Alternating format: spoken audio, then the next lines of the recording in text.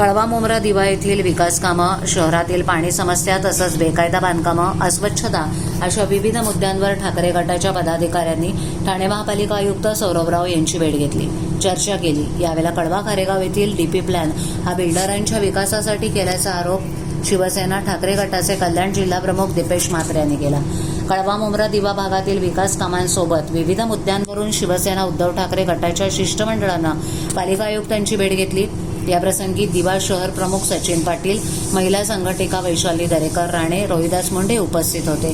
यावेळेला दिव्यातील पाणी समस्या इतकी गंभीर आहे, हा प्रश्न सोडवण्यासाठी एक नवीन पाणीपुरवठा योजना राबवण्याची मागणी त्यांनी केली।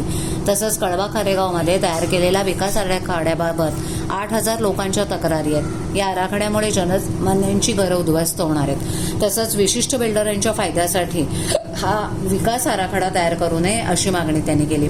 दिव्यात होत असलेल्या बेकायदा बांधकामांबाबत कडक कारवाई करण्यात यावी, त्याचबरोबर मुंब्र्यात विशेष स्वच्छता राबवण्यात यावी अशी मागणी म्हात्रे यांनी केली। तसंच ठाणे महापालिकेच्या कळवा रुग्णालयातही NICच्या बेड्सची कमतरता जाणवत असून पालिका आयुक्त राव यांनी NIC आणि ICUचे बेड वाढवण्यात येतील असं आश्वासन दिलंय।